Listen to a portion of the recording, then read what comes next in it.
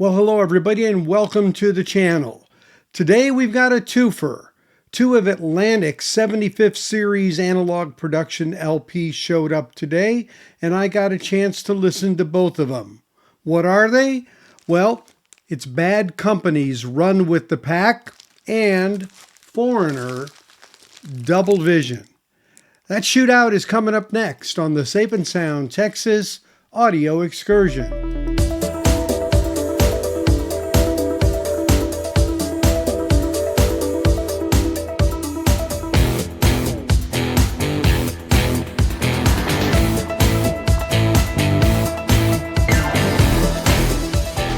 So these two albums are the latest in a string of releases that have been coming out from Analogue Productions of some very important titles that have been selected from the Atlantic series of records celebrating their 75th anniversary. And so we have Run with the Pack by Bad Company, and we have Foreigner's Double Vision. Two really important albums in their day. Now, in fact, we had a situation where Double Vision was the second release by Foreigner, and Run with the Pack was the third release by Bad Company. So early on in their processes, with Run with the Pack being in 1976, Double Vision being in 1978. Both of them doing very well, with Run with the Pack reaching number 5 in the U.S., and Double Vision reaching number 3 in the US. So these were hot albums. And frankly, I hadn't listened to these albums in quite a while. So it's always refreshing to get back to these records, pull out my original that I had bought in the day when they came out, and make these comparisons. And I found that both of these being done in the cutting and the remastering by Ryan K. Smith at Sterling created very similar results. And I'll get to that when I get to the numbers, but they were very consistent among them each. And I found that they were different in some ways from previous Analogue Productions Atlantic series releases. And I will touch on that. But they both are of very high quality. These jackets are amazing. And Run with the Pack is especially, it's the silver kind of a tint to it. And, this is one that can wear very easily, but very sturdy in this gatefold. Just very, very well done. And as is Double Vision. But I've always liked the Run with the Pack look. I've always liked that silver reflective yet simple look on the cover of this record. But as I said, going back to the actual material, I was very reminiscent in my listening and remembering, and I found that as I put them on and started a track, I pretty well knew after I put them on what the next track was going to be, and so on and so on. Deep in the recesses of my memory, I remembered that. But yet I haven't played these in a double-digit number of years, I'm pretty sure. And so it is amazing to me how this recollection comes back and the nuances. There are certain parts of songs where I'm listening for a certain, let's say a certain percussion instrument or a certain vocal that's going to come in the background or something that's going to lead to a harmonization that just is stirring inside, ready for it to happen. And that really comes in handy because when you start then to compare them, you have these areas where you are honing in a bit and recalling what you had heard. There were some very specific examples of this in Run with the Pack, where there were certain cymbal hits or certain treble type sounds that I was listening for and were able to pick up maybe on one pressing versus another. And so this helps, for me at least, to delineate some of these areas of the actual sonics between bass and mid-range and treble. So it's an interesting experience. These two were similar in some ways, and so I thought I would kind of blend my findings. But suffice it to say that once again, an excellent job has been done on these Analogue Productions releases. As a matter of fact, these really shine and show what can be done when you even have older tapes. And I have found that these have really brought a lot more enjoyment to the listening of these records. It also reminds me, quite frankly, though, that a lot of these did have very decent original releases, and that when we were paying that $8 or $9 or $12 or whatever it was at the time, depending on when it was in history, we were getting pretty good records here in the U.S., albeit the fact that they might have been a tad noisier, and these, in fact, do clean that up quite a bit. So let's see how the numbers shake out. The nature of audio comparisons is that the results presented in this video are fully subjective. They are based on my equipment in my listening room using my hearing capability. Therefore, your results may be different. My effort here is to provide you the relative difference of audio characteristics across various pressings. The contenders for this shootout, Bad Company's Run with the Pack, are a US pressing, a UK pressing, and of course this new Analogue Productions release. Both pressings in the US and the UK were mastered by Bob Ludwig at Sterling, and in the US the pressing was done at Presswell, and in the UK it was done at Island Records Manufacturing. In the Analogue Productions press was done, of course, at QRP Pressing in Salina, Kansas, and it was mastered by Ryan K. Smith at Sterling. So we've got Sterling of the past with Bob Ludwig and Sterling of the current with young Ryan K. Smith doing the mastering for Analogue Productions. You can see the Bad Company Run with the Pack is pretty easy to find for $15 in the US, and I picked up my UK Island Records copy in Sweden for $15 a few years ago. But this AP75 is $65 versus the usual $60 due to the shiny Stoughton cover on it. So let's watch the rest of these and see how they shake out. As far as the relative decibel difference between these, amazingly, they were the same across the board. And that's really good in the sense that it makes parity much more linear for the decision making on this. In other cases where we have something that's louder or quieter than the other, we have to compensate for that in the process, turning things up. So this is one that made it a little bit easier to do and a little bit quicker. As far as the quietness of the vinyl, both the originals were about an 8.5. They had some noise, obviously not pristine vinyl back in the day, but we did, of course, get a 9.5 out of Analogue Productions, and we expect those to be, with Clarity Vinyl, very, very strong in this department.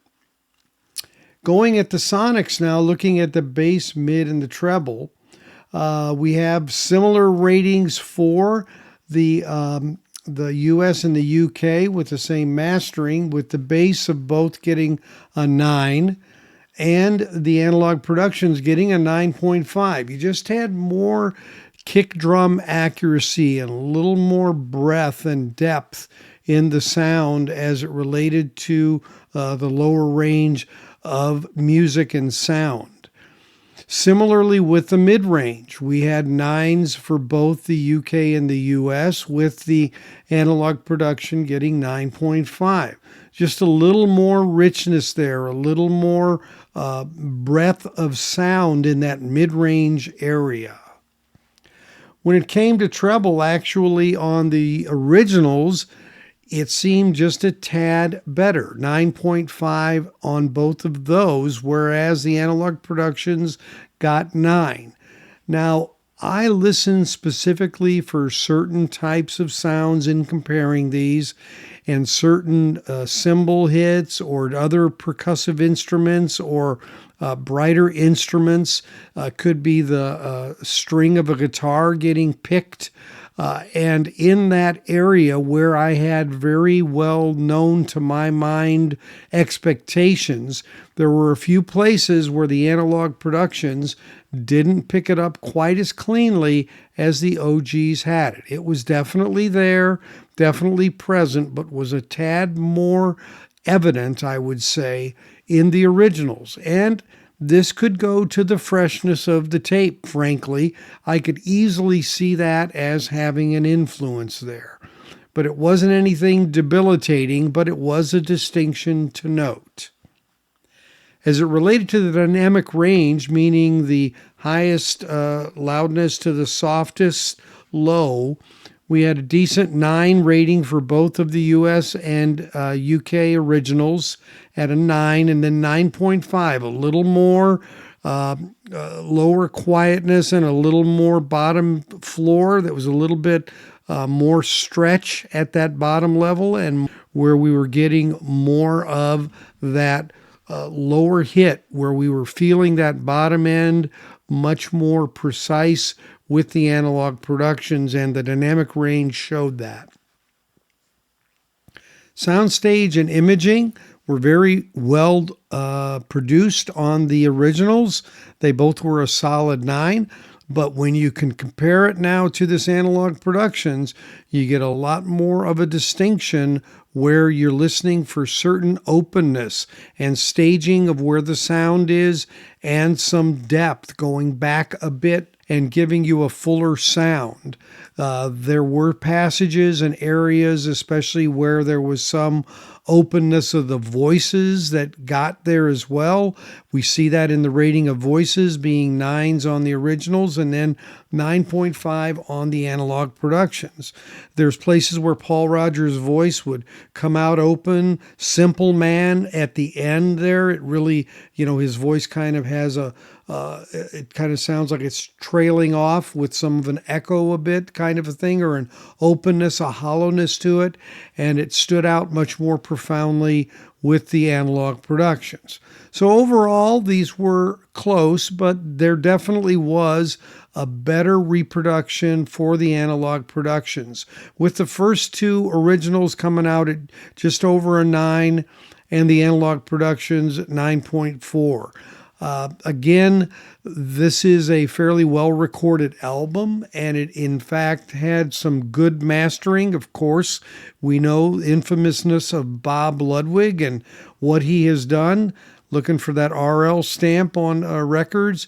But I would say Ryan K. Smith definitely was able to bring a little bit more life to this than it had in the original, except for that one caveat about some of the highs, where the originals maybe had a little advantage having a fresher tape and being able to bring home the bacon, so to speak, on Bad Company Run with the Pack.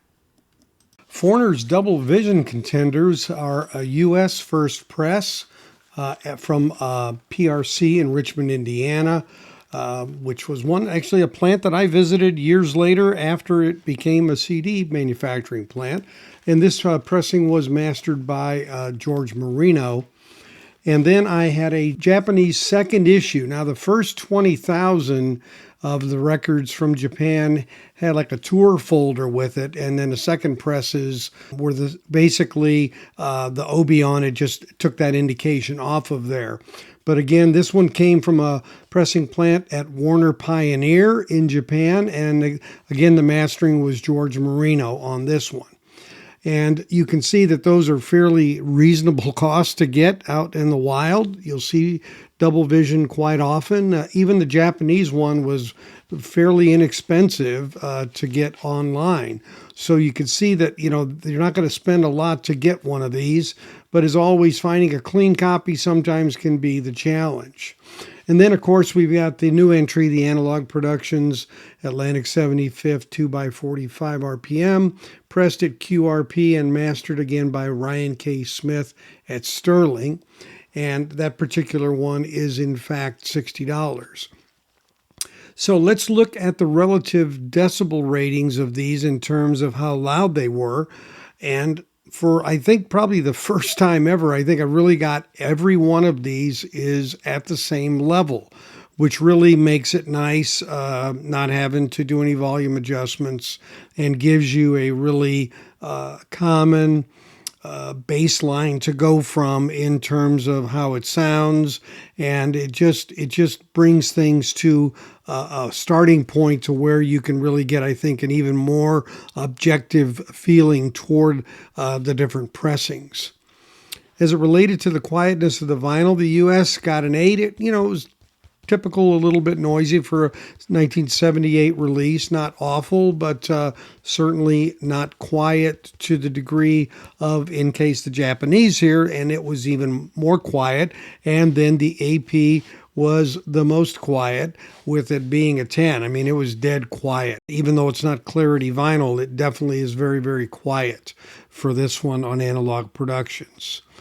Interestingly, the bass was a little different in the sense that the Japanese actually had more bass than the U.S., which is typically not the case.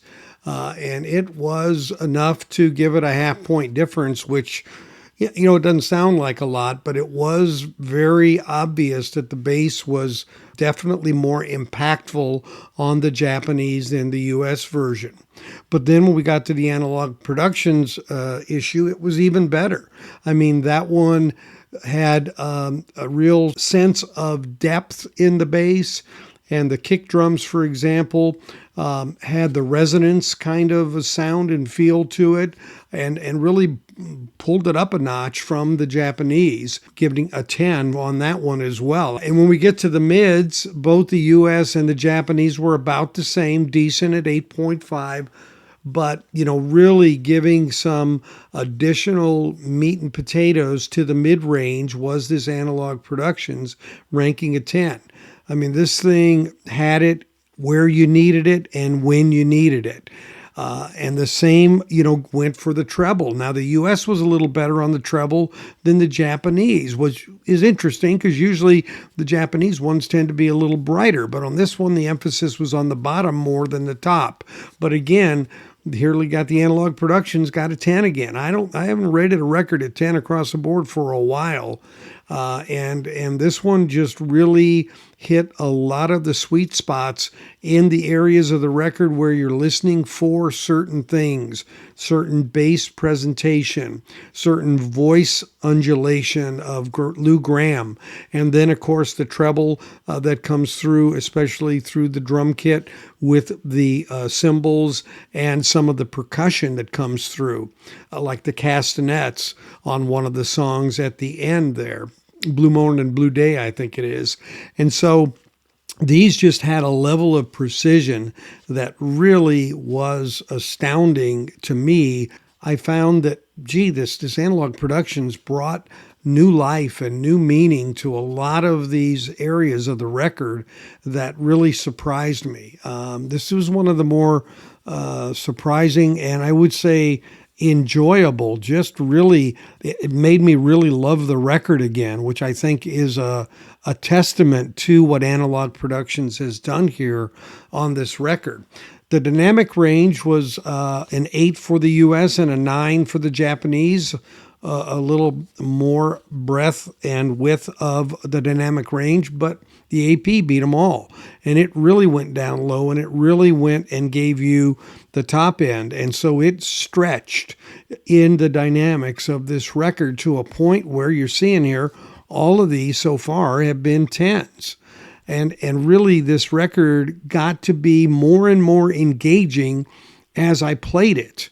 And I even had to go back and re-listen to a few tracks because it was so much of a richer sound and kind of pulls you in, which to me, if a record is out and it pulls you in like this one does with the Analogue Production, then that is in fact telling you that it is at the peak of its game. And in this case, in the mastering, Ryan K. Smith brought home the bacon on this one, in my opinion. Soundstage and imaging, US was a little better than the Japanese, but again, the Analogue Productions, even though you had a 9 for the US and an 8.5 for Japanese, you end up with a 10 again for soundstage and imaging. Really had the breadth and depth that you're looking for in a record, had the presence, had things pulled forward, just had really the aura of being in the studio on this one, which is obviously what you go for. And then lastly, the voices. The U.S. got a 9 there, and the Japanese an 8.5.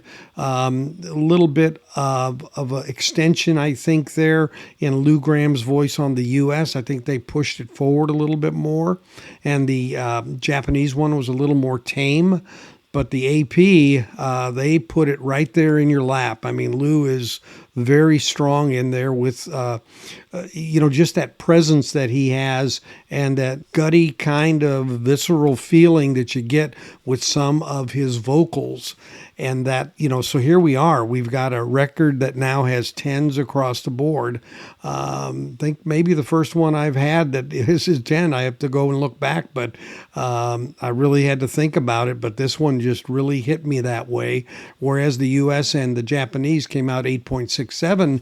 They had different strengths and weaknesses, but they averaged out the same. But the problem is, if you want the best bass, and if you want the best treble and you want the best imaging and dynamics, you got to go to the Analogue Productions Atlantic 75th in order to get the whole enchilada. Everything else, I think, is a bit of a compromise. And again, I think you realize the songs on this record are very strong and varied. And because of that, they are, in fact, putting together one of the better releases, I would say, from this catalog of Atlantic 75th. I don't want to say it's a sleeper album, but it's an album sometimes I think we forget about because of, Foreigner 4, as well as their self-titled first release. But this one, I would say, if you like Foreigner, revisit this one. If you get the AP, you're going to get everything that was intended to be heard and then some. So there you have it. 2 great classic rock albums from 1976 and 78. For me, it reminds me of college and being a DJ and spinning those records and enjoying the time in my life. That rock music was always the best. If you haven't subscribed, please consider doing so by clicking on the bell below and picking the all option for notifications. A thumbs up or like is appreciated, as are your comments. If you haven't yet, please consider sharing my channel to other friends who might be interested. I'd appreciate it very much. As always, thanks for joining me today at the Safe and Sound Texas audio excursion. Take care, everybody.